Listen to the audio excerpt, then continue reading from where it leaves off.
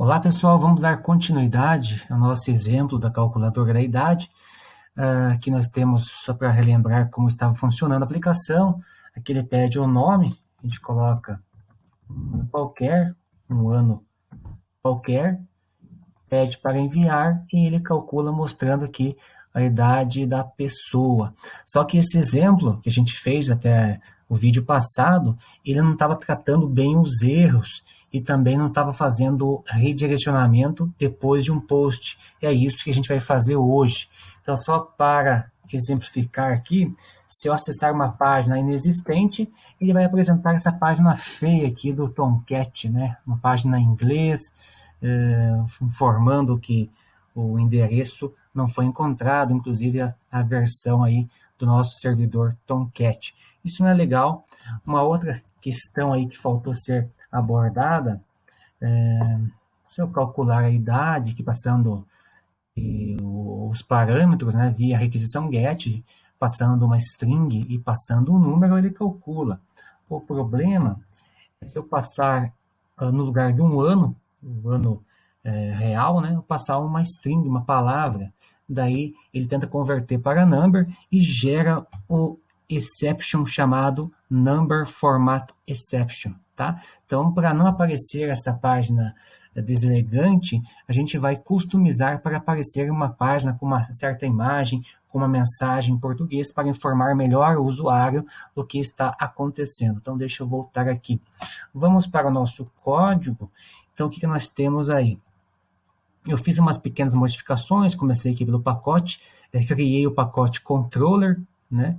E nós precisamos transportar, mover, né, estes 3 servlets aqui para dentro da pasta controller. Vocês terão apenas 2, que é o Age Calculator Servlet e o Hello Servlet. Esse Age Result Controller foi criado para este exemplo. Mas da mesma forma, eu seleciono os 3 aqui e arrasto eles para a pasta controller e faço o refactor. Seria interessante nesse ponto também renomear desse pós-fixo servlet para controller, para manter o padrão. Eu acho mais interessante, como a gente está usando o MVC, usar o pós-fixo controller do que o pós-fixo servlet. E para isso a gente dá o botão direito, vai a refactor e faz o rename. Controller, refactor. E faz a mesma coisa para o Hello Servlet. Rename controller. Beleza? Então temos aqui nossos arquivos renomeados. Aqui a gente vai usar um filtro. Esse filtro ele já está tudo implementado para a gente. Ele é chamado de Flash Scope, né? Esse é usado para a questão do redirecionamento, quando envolve o navegador, para armazenar dados entre requisições do navegador ao servidor. Então, ele guarda o dado temporariamente no escopo de sessão e quando chega uma nova requisição, aquela informação ela é apagada. Então, tem esse filtro aqui. E temos também aqui no Web App a pasta Assets com as nossas imagens, né? Então, tem algumas imagens aqui do erro 400, erro 403 e assim por diante, tá? Na WebInf temos a pastinha View e dentro temos a pasta Error com os arquivos JCP. Então, basicamente, esse 400 JCP vai apontar para a imagem 400 PNG. A 404 vai apontar para a imagem 404.png e tem o server Error que vai apontar para a imagem 500.png. Então, basicamente, essas visões só irão apresentar as imagens, né? Temos aqui nosso Age Calculator, que é o formulário, não foi nada modificado. E aqui o Age Result, que foi incorporado aqui a data atual do cálculo, né, da idade. O index também não foi modificado. E o WebXML tem aqui por padrão aqui umas configurações e a gente vai subscrever essas configurações para usar o Error Page. Então, conforme os slides, tem 3 formas de vocês configurarem o Error Page.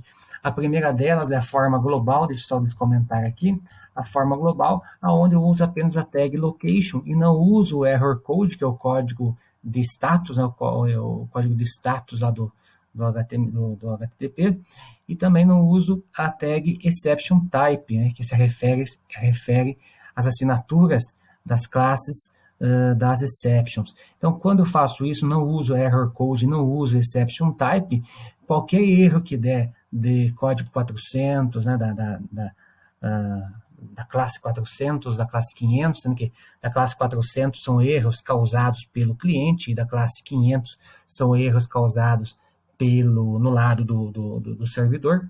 Quaisquer desses erros, esta página será invocada, que é o server error, e a gente viu aqui que ela remete à imagem 500 PNG. Então, como eu comentei, o WebXML ele é um arquivo de configuração, é preciso rodar o servidor novamente. Tá? Então, é isso que eu faço, reexecuto o servidor. E daí aqui, vou tentar acessar uma página inexistente. Pronto, apareceu a imagem 500. Se eu calcular a idade, passar aqui no lugar do número uma string, vai aparecer também o erro 500. Tá? Então, isso mostra que realmente funcionou. Eu posso particularizar também esses erros. Né? Quanto mais particular, maior a prioridade. Então, aqui, se eu colocar aqui para o código de status 404, seja apresentado esse 404 JCP, e isso vai acontecer porque é uma configuração mais particular. E o mesmo também vai ocorrer para o exception type. Então, se der um erro de transformação de número, como vai acontecer, ele vai apresentar o erro 400. Beleza? Então, de novo, modifiquei o arquivo de configuração, reexecuto o servidor. Então, aqui, erro 400, que é o number format exception. Aqui, o not found, né? O page not found 404. Então, aqui só para mostrar para vocês as configurações das páginas de erros. Então, não precisa mudar nada aqui no nosso controlador, né? Aqui não precisa mudar nada. Então, no momento em que ele vai tentar transformar aqui o parseInt, né, o ano para inteiro, vai ser gerado um exception nesse momento e automaticamente aquela página de erro será invocada. Então, isto é muito prático, é bem interessante. Aproveitando que estamos aqui nesses slides, tem a questão da data, né, da data aqui que foi criada num certo formato, né, hora, minuto e segundos, e foi guardado aqui no escopo de requisição, e foi feito o encaminhamento para o Age Result JCP. Então, o Age Result JCP vai usar aqui o Expression Language para fazer a leitura no escopo de requisição, tanto da idade quanto da data. Tá? Então, novamente, vamos para o exemplo para ver o que está acontecendo nessa situação. Vamos para... Pode ser esse aqui. Vamos dizer que a pessoa nasceu no ano 1900. Então, aqui fica uma requisição GET para calculadora idade, que é um servlet, né? Então, calculadora idade, vamos em controller, calculadora idade, ele é um servlet, recebeu uma requisição GET, como existe o nome e o ano, será feita aqui a conversão, e foi feito aqui um encaminhamento, né? O forward, encaminhamento, para a visão. Então, o encaminhamento acontece no lado do servidor sem a intervenção do navegador. É como se um servlet invocasse o método de um outro servlet, de uma outra classe, porque eles estão na memória do servidor. Neste caso aqui, ele está invocando, né, passando o caminho de uma visão do Age Result JCP. Então, note que a URL no navegador não é alterada. Né? Mesmo que seja apresentada a página Age Result JCP, aparece no navegador o endereço do calculadora idade. tá? Porque uma requisição GET, o navegador fez uma requisição para esse endereço e lá no servidor, o servlet que recebeu essa requisição fez um encaminhamento lá interno para o JCP e a resposta que foi retornada para o cliente, tá? Vamos fazer com um post para ver se o comportamento se repete. José 1900. Enviar, beleza, né? Foi mandado um post, calcular a idade e novamente está sendo feito um encaminhamento, porque isso aqui é um JCP, mas a rota continua sendo do servlet, tá? Então a gente vai aqui no do post e vamos confirmar que realmente está sendo feito um encaminhamento. E isso não é interessante você fazer post com encaminhamento, tá? Porque pensa numa situação de fazer um saque num banco ou fazer um cadastro. Cada vez que eu pressiono F5, né? Eu pressiono aqui F5, continuar, vejo que a hora aqui é diferente. Então, esse controlador foi invocado, 44, ele foi invocado novamente, e quando isso gera alteração no banco de dados, no lado do servidor, ou a criação de um novo item no banco de dados, com um novo ID, né, então pode ocasionar um comportamento inadequado da sua aplicação. Então, sempre quando tem um post, que é esse caso, você tem que evitar o forward, o encaminhamento, até que o navegador ele estranha o que você está fazendo, esta atualização, porque você confirma o reenvio do formulário, então você quer cadastrar novamente, você quer alterar novamente o estado da aplicação com os mesmos dados anteriores. Essa é a pergunta que é realizada pelo navegador. A gente cancela aqui, né? Para evitar esse questionamento pelo navegador, seria interessante que aqui mudasse a rota e também que a requisição depois de um post fosse um GET para a página de resultado. Então, depois de um post, vem um GET. Mas aí vem a questão, os dados precisam ser armazenados temporariamente no servidor, e aí a gente vai usar aquele filtro de memória flash. Flash é um escopo entre requisições, entre duas requisições. Tá? Então, aqui apenas vamos comentar este trecho, aí descomentar este daqui.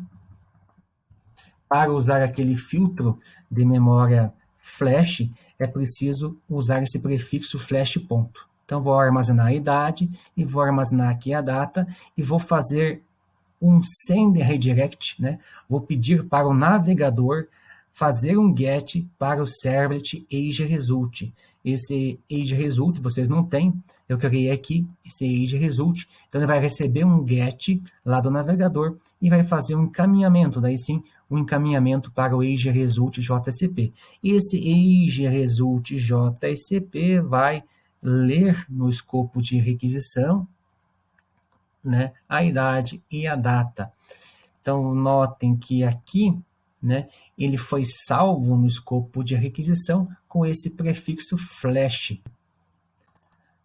Tá? Então, com o send redirect, a gente alterou aqui, vamos fazer a reexecução do servidor para ver que realmente vai alterar a URL no navegador. Calcular a idade, apareceu aqui o formulário, tá? E mudou aqui a URL ageResult, não foi reenviado os dados para o servidor. Então aí, pessoal, acho que deu para entender bem, mas deu para entender bem o que é o Sender Redirect e os tratamentos de erros. Até a próxima.